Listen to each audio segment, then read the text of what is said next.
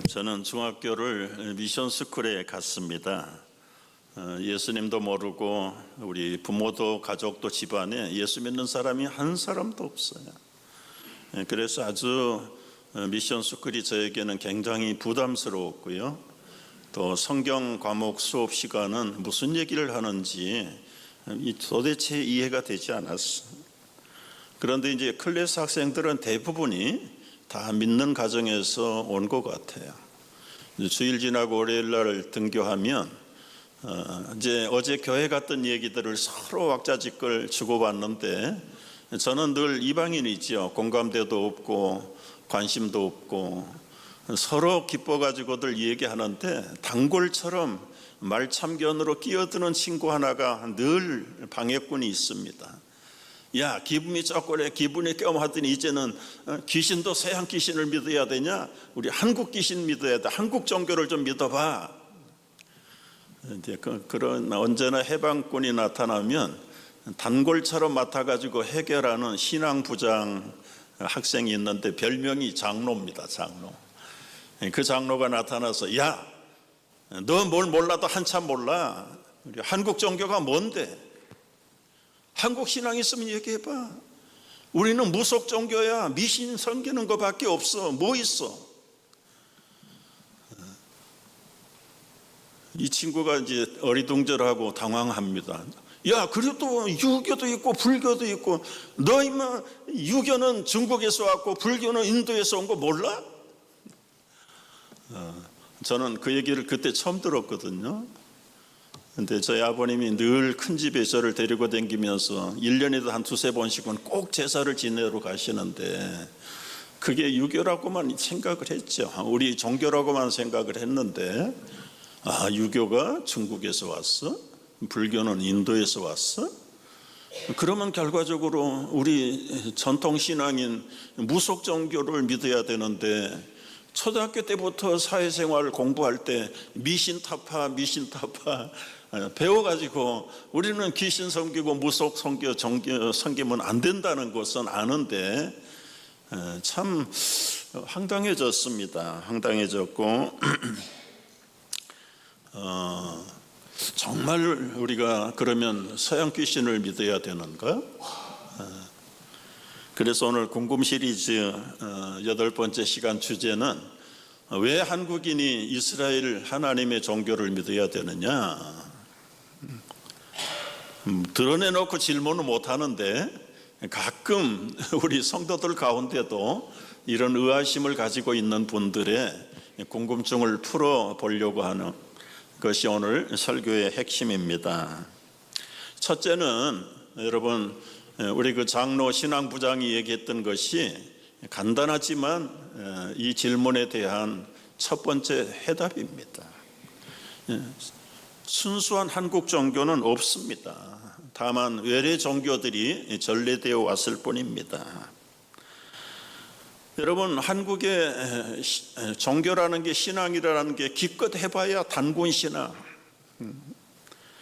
아니면 이제 뭐 여러 가지 뭐 도교 뭐 그다음에 삼신 섬기는 것 터줏도감 섬기는 것 그게 다 민간 신앙인데 그건 어디에 내놓기가 제대로 종교적인 학적인 면에서나 신앙적인 면에서 갖춰져 있지 않는 그저 어떤 면에서는 복을 비는 기복주의의 전통일 뿐이지 그게 무슨 내세관이 있고 인생관이 있냐? 없다.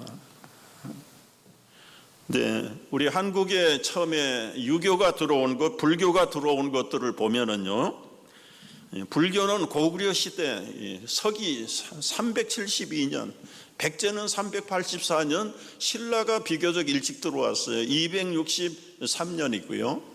유교는 1289년, 상당히 후대에 고려 말에 이제 들어왔다가 이제 조선 시대에 아주 융성하게 유교가 뿌리를 내렸죠.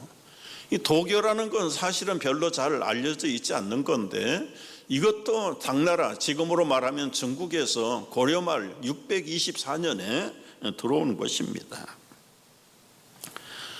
그러니까 남의 종교도 들어와서 1000년 정도 지나니까 마치 우리 것처럼 토착화 되는 느낌이 우리 국민들의 의식 속에, 삶 속에 뿌리를 내려버린 거죠.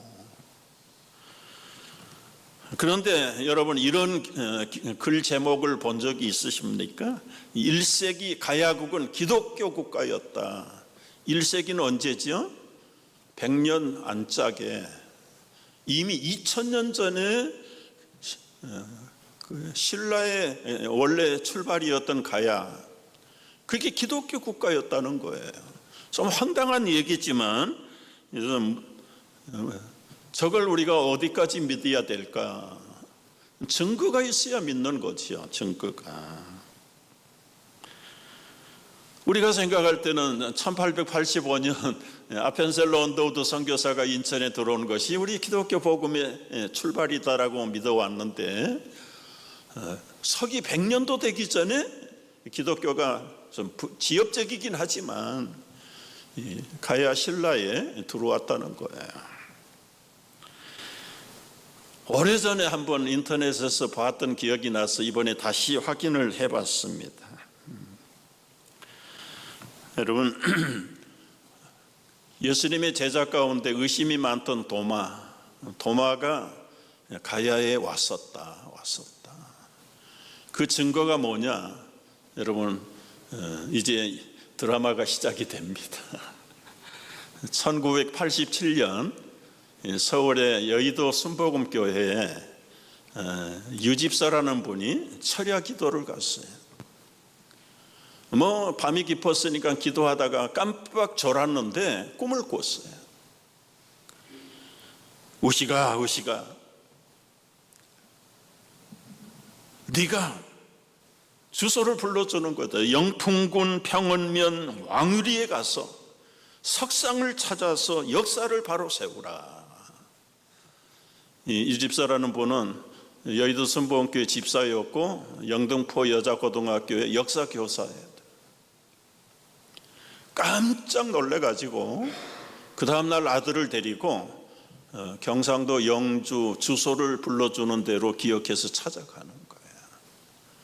아무것도 없죠. 그 마을의 어른을 만나가지고 여차 이런 것이 어디 있습니까? 그랬더니 저 언덕배기의 산 밑에 머리가 없는 부처상이 있습니다. 바위가 있습니다. 가보세요.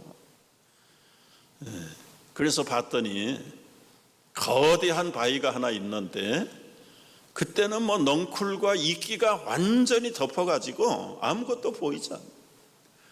그래서 하루 종일 이끼를 벗겨내고 봤더니 거기 조각의 그림이 나타났어요. 이 머리가 없는 이 온 몸만 한 사람의 조각이 새겨져 있는데, 그 입고 있는 옷이 한국에서는 볼 수 없는 옷.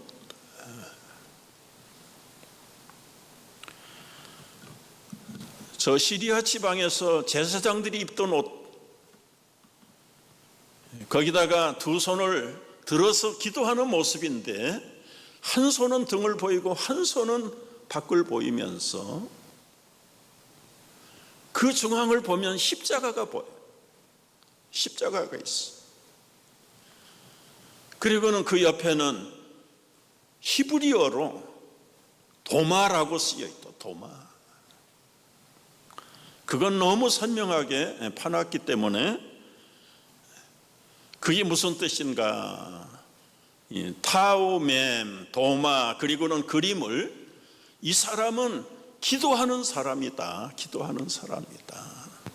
이거는 이제 거기에는 없고 이제 해설을 해서 올려놓은 그림의 해설입니다. 해설인데, 더 놀라운 것은 그 밑에다가 한문으로 이렇게 적혔어. 그 발을 보니까 한국에서는 볼 수 없는 샌들을 신는 발모습. 그리고는 한문으로 이렇게 써 있어요. 야소화왕 인도자. 한문으로 써 있는 것. 예수왕 전도자, 도마.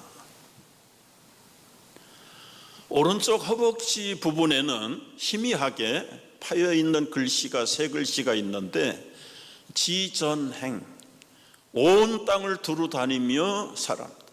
온 땅을 두루 다니면서 예수 왕의 복음을 전하는 도마.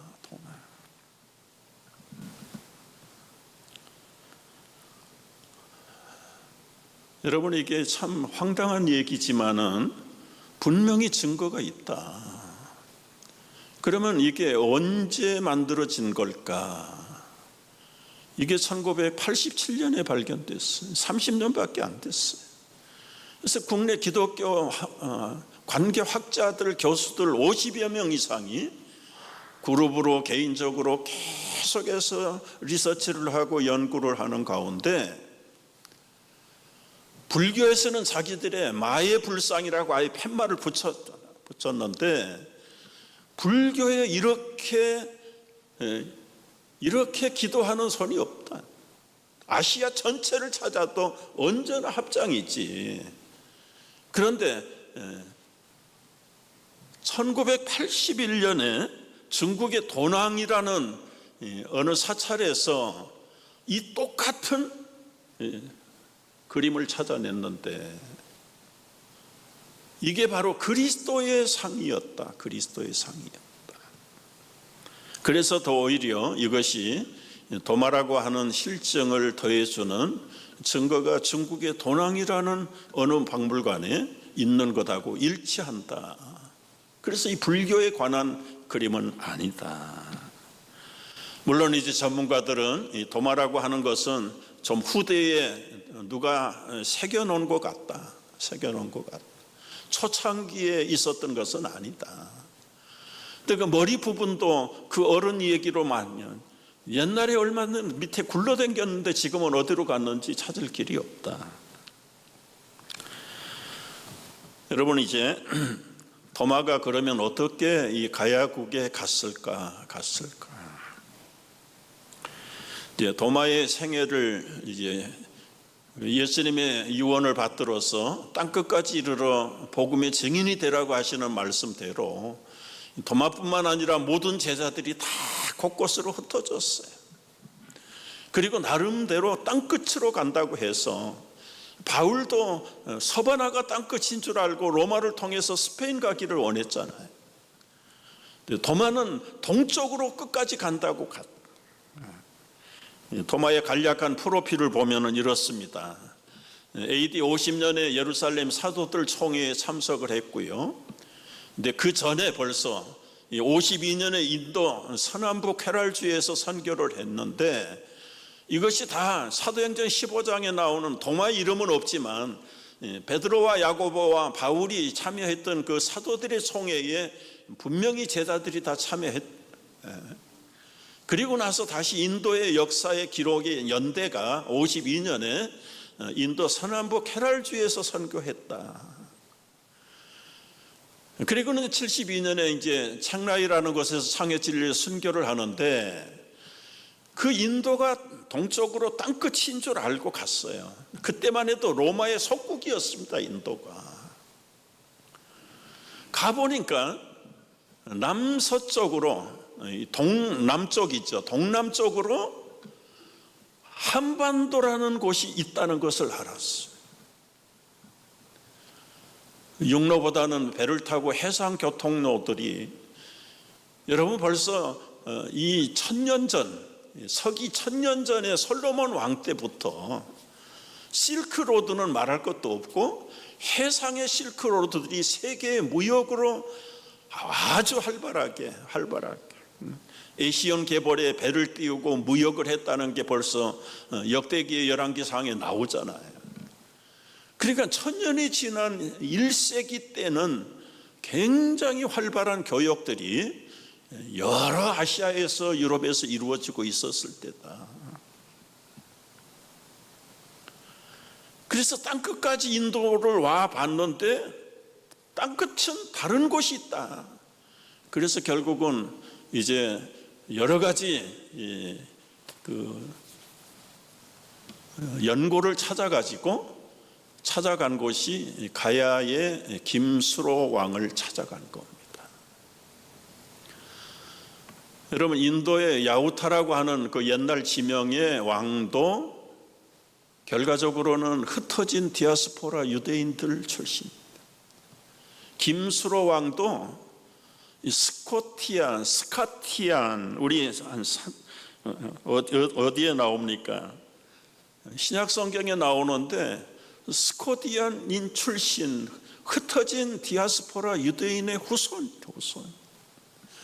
사도들이 땅끝으로 먼저 복음을 전하러 다니면서 그 원주민들이 이방 민족이 아니라 흩어진 디아스포라들을 먼저 찾아다니는 것. 연고가 있어야 거점을 만들고 거기에서 복음을 전할 수 있으니까.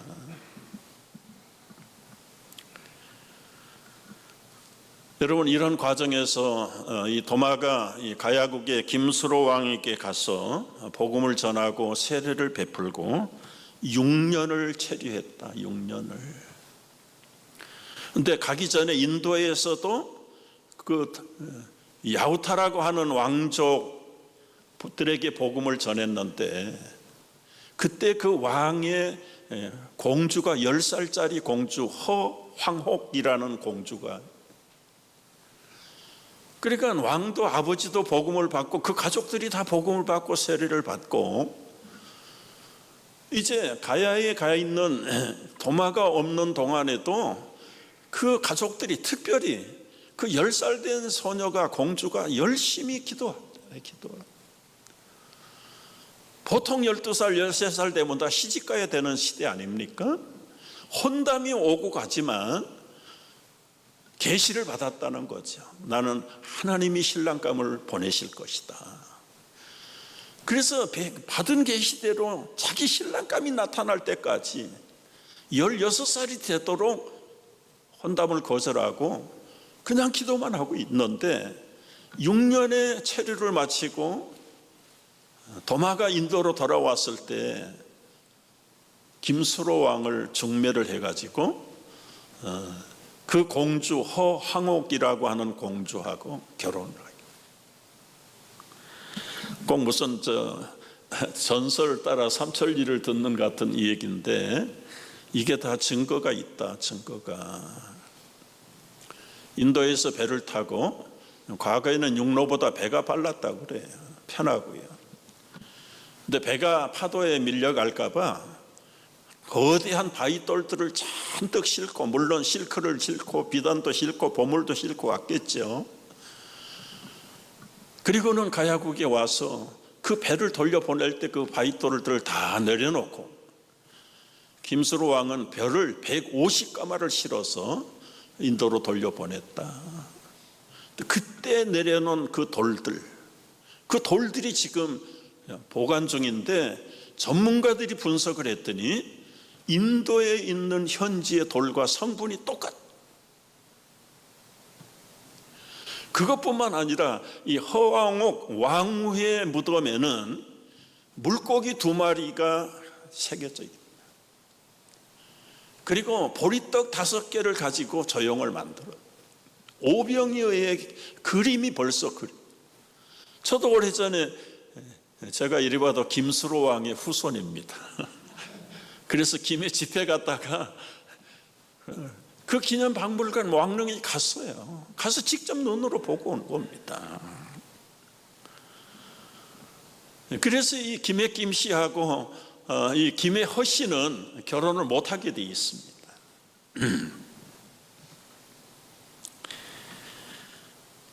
여러분이 허황옥이라고 하는 왕비의 후손들은 지금 어떻게 됐을까? 10명의 왕자를 낳고 2명의 공주를 낳았는데, 그 후손들이 김해 김씨, 김해 허씨, 인천 이씨가 됐대요. 그리고 그 아버지도 그 야우타라고 하는 나라의 왕이기 때문에 그 후손들을 자기 고국으로 돌려보내는 거예요. 그 유명한 김종필 씨가 살아 계실 때요, 이분도 김해 김씨거든요. 그 조상에 대한 굉장히 모험심이 많은 분들이고, 이런 기록들을 해서 진짜 본인이 한번 증거를 찾아보고 싶은 거예요.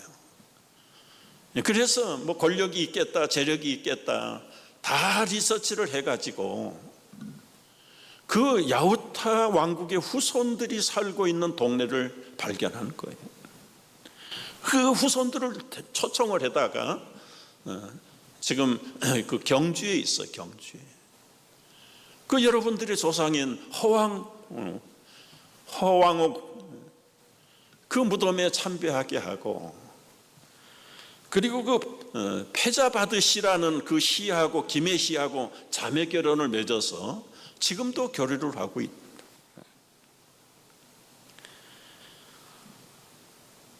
여러분, 이때에 그 물고기 2마리가요 2조 시대까지 그 어른들의 가세도 달고 다니고 궁녀들의 이 브로치에도 이게 상징물로 아주 고귀한 것으로 전해가 됐다. 그것뿐만 아니라 실제로 한국어 가운데 그 인도 야후타가 쓰던 말 400가지 이상이 들어와서 우리가 지금 쓰고 있다는 거예요. 살이라는 게 쌀이 되고, 특별히 농농사를 관련된 말들이만, 비하라는 게 벼가 되고, 삽과 같은 가래입니다. 농기구입니다. 메티가 메뚜기가 되고 풀이 풀된 거예요. 이래도 여러분, 이게 허황된 얘기일까요? 이것뿐만 아니에요. 그 후에 한 500년이 지나서 경교라는 것, 네스토리안 교부들 가운데 네스토리안 교부가 있었어요. 이분이 삼위일체가 자기에게 주장이 맞지 않으면서 파문을 당하고 그저 로마 제국을 변방으로 떠나서 결국은 아시아 쪽에, 차이나 쪽에 이제 자기들의 복음을 전하면서 하나의 그룹을 만든 게 네스토리아니즘, 우리말로는 경교라고 한문으로 번역을 했는데, 이미 중국에서 엄청나게 뿌리를 내렸는데 그 경교 네스토리안이 신라에 들어왔다. 신라에. 그게 이제 땅속에 묻혀있던 유품들이 발견이 됐는데, 거기 적혀져 있는 그 글씨들을 해석을 해보니까 이건 완전히 복음의 내용입니다. 복음의 내용. 그 유물들이 지금 서울의 숭전대학교 박물관에 다 소장이 되어 있습니다. 돌 십자가, 그리고 마리아의 상, 그리고 이 모든 십자가의 모양들이 다양하게 되어 있는데, 여러분, 중국에 세웠던 그 비석, 그 경고에 대한 그 비석이 결국은 신라와 어떻게 연결이, 그 증거품이 1917년 금강산에 있는 장안사에서 발견이 된 거예요. 그걸 탁본을 해가지고 지금 해석을 해놓은 것들입니다. 이게 우리 한국의 학자들 주장만 아니라 영국의 고든이라고 하는 고고학 여자 학자가 한국에 오랫동안 몇 년 동안 머물면서 이 네스토리아니즘을 연구하면서 더 확실한 고증들을 찾아내기 시작을 한 것이다. 여러분, 이제 그 김수로왕이 누군가 아까 말씀드린 대로 스키타이 출신의 흩어진 디아스포라의 후손이다. 골로새서 3장 1절에 수구디아인이라는 그 부족들, 흑해 연안에 이렇게 살던 흩어진 디아스포라의 후손이다. 여러분, 이제 그런 면에서 이제 오늘 여기 첫 번째, 왜 한국인이 이스라엘의 하나님을 믿어야 하는가, 여기에 대한 첫 번째 해답은 한국 민족의 종교가 없다. 한국 민족이라고 어디에서 땅에서 솟아서 생긴 민족이 아니다. 결국은 한 뿌리에서 흩어져 가지고 한국까지 왔고, 심지어는 알래스카를 넘어가는 베링해 겨울에 추울 때 얼어붙었을 때에 여러분, 민족들이 살 곳을 찾아서 가다가 너무 추우니까 따뜻한 데를 찾아가자, 너무 더우니까 시원한 데를 찾아가자.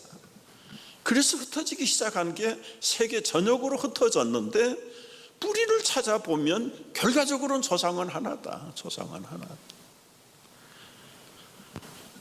이게 이제 두 번째, 우리 민족들이 한 뿌리에서 흩어졌다는 것이 결국 이스라엘의 하나님을 믿어야 될 두 번째 근거가 되는 겁니다.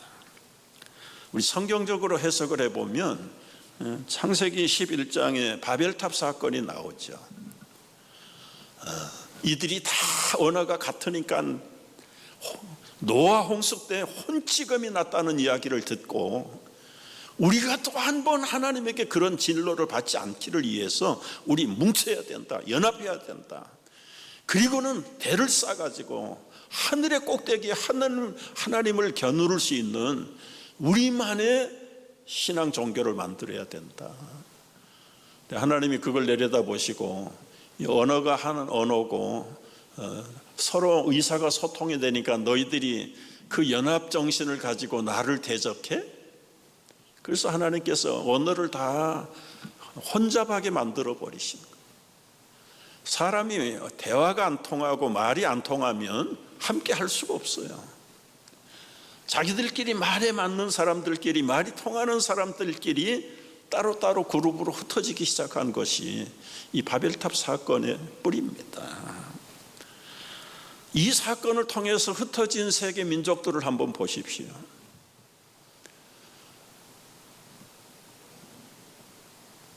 첫째는 기후 때문에 못 사는 거예요. 더워서 못 살고 추워서 못 살고. 여러분, 춥고 더우면 먹을 거리가 없는 거예요. 나무가 자라지 않고, 추워서 나무가 자라지 않으면 짐승이 못 살고, 짐승이 없으면 잡아먹을 것이 없고, 농사를 할 수 없고, 그러다 보니까 생존 본능을 위해서 먹거리를 찾아서 움직일 수밖에 없는 것들이죠. 지금 이 두 번째 해답을 우리가 찾고자 하는 것은, 세계 각처로 흩어져서 인류학자들은 몇 억 년을 살았다, 우리 성경의 연대로만 봐도 6,000년을 흩어져서 살았다고 생각하면요, 여러분, 똑같은 민족이라 할지라도 피부색도 달라져 버리는 거예요. 우리 선교사님들 와서 선교 보고할 때 보세요. 인도에서 20년 선교하신 분은 한국 사람처럼 안 보여요. 꼭 인도 사람 같아요. 우리 일본에서 선교하는 선교사님들 오면요, 우리 강민숙 선교사님 보면 영락없이 일본 사람 말하는 것도 그렇고 풍기는 것도 그렇고요. 불과 몇십 년밖에 안 됐는데도 그렇게 달라지는데 1,000년, 5,000년이 지났다. 그러면 완전히 피부 색깔도 골격도 모든 감각도 기관도 다 달라져. 그래서 타민족처럼 보이는 것이지. 그래서 인류의 뿌리는 하나다. 그래서 코리안의 이스라엘의 하나님 따질 것이 없다. 민족은 하나고 인류는 하나고 하나님도 한 분이다. 이것이 왜 한국인이 이스라엘 하나님을 믿어야 되는가에 대한 두 번째 해답입니다. 덧붙여서 여러분, 이 한국의 허팝이라고 하는 젊은 친구가 호기심이 생겨가지고 내가 진짜 100% 한국인이라는 걸 증명해야 되겠다. 그래서 DNA를 유전자 검사를 보낸 거예요. 한 달을 기다려가지고 받았는데 이 사람 부산 출신이라. 그 DNA 유전자 분석을 검색한 결과서를 보고 충격을 받죠. 충격을 받죠.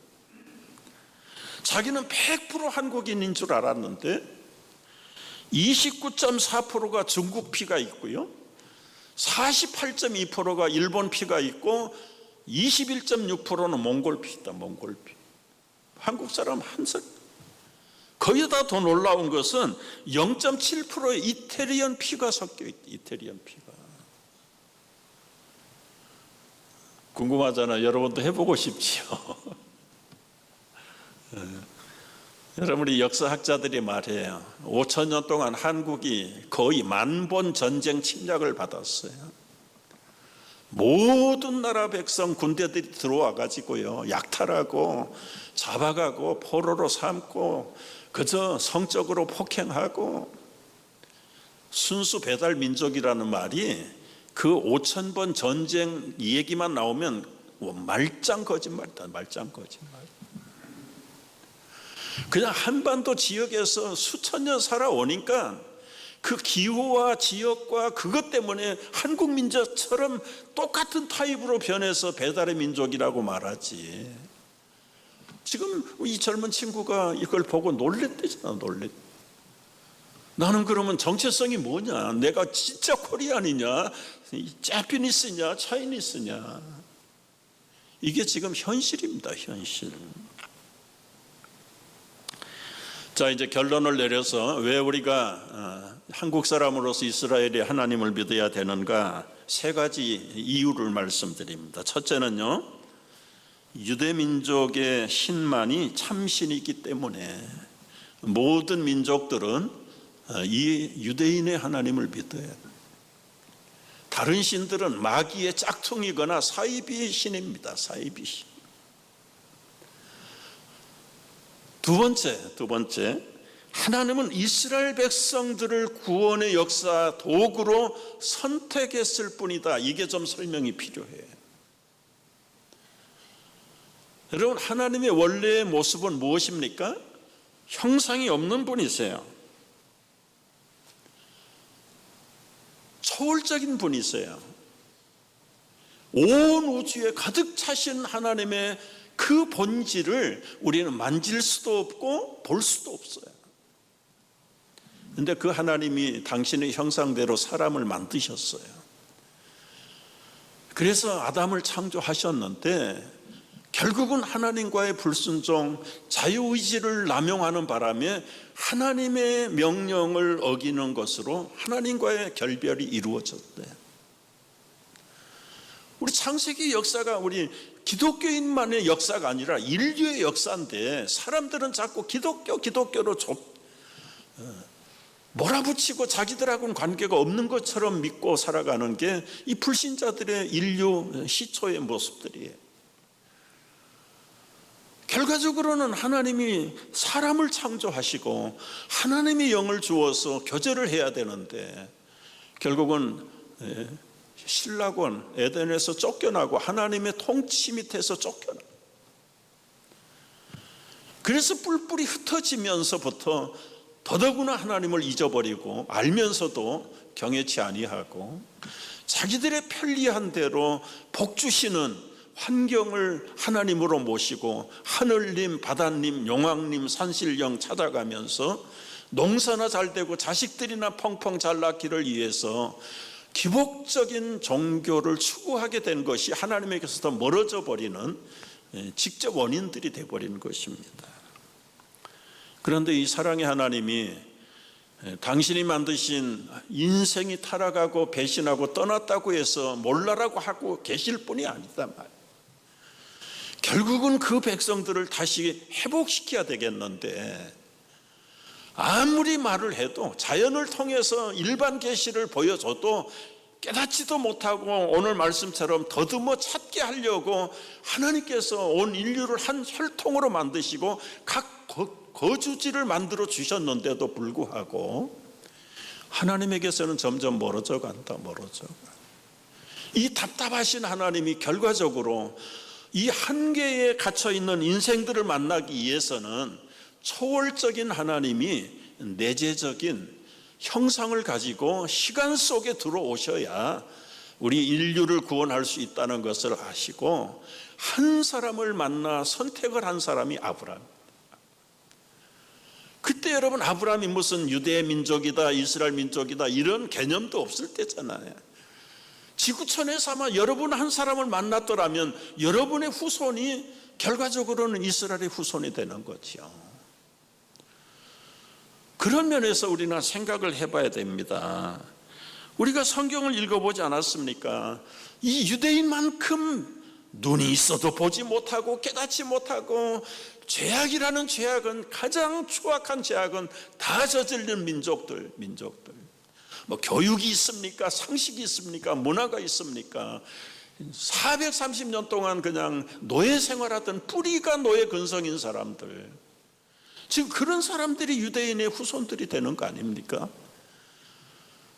결과적으로 모든 민족들 중에 가장 추악하고 타락한 대표가 유대민족이에요. 유대민족. 하나님이 그 민족을 선택했다는 것은 얼마나 진실하신 분인가. 그런 면에서 여러분, 유대민족 이스라엘 하나님 따질 것이 없다. 그들을 선택하지 않았으면 어쩌면 여러분이나 우리 한 민족 가운데 한 사람을, 누군가를 하나님은 선택하고 이 땅에 오셔야 되었던 분이다. 거기에 먼저 뽑힌 사람이, 먼저 연결된 사람이 아브라함이고 그 후손이 유대민족 이스라엘이 된 것이지, 하나님이 이스라엘을 특별히 만들어낸 건 아니다. 모든 민족들의 대표로 먼저 만났을 뿐이다. 이것이 모든 종족들, 민족들이 하나님을 섬겨야 된다는 결정적인 결론입니다. 세 번째를 보면은요, 하나님은 구원자를 이스라엘 백성의 족보를 통해서 보내시겠다고 약속을 하셨기 때문에 우리는 예수 그리스도를 믿어야 구원을 받는 것이 하나님의 구원 계획이고 그리고 결론이다. 오늘 결론은 말씀입니다. 사도행전 17장 26절 27절 두 절만 읽고 기도하겠습니다. 다 같이. 인류의 모든 족속을 한 혈통으로 만드사 온 땅에 살게 하시고 그들의 연대를 정하시며 거주의 경계를 한정하셨으니 이는 사람으로 혹 하나님을 더듬어 찾아 발견하게 하려 하심이로되 그는 우리 각 사람에게서 멀리 계시지 아니하도다. 여러 민족 여러 나라 백성들이라도 멀리 계시는 하나님이 다 그 하나님을 믿고 돌아와야 된다는 것이 결론입니다.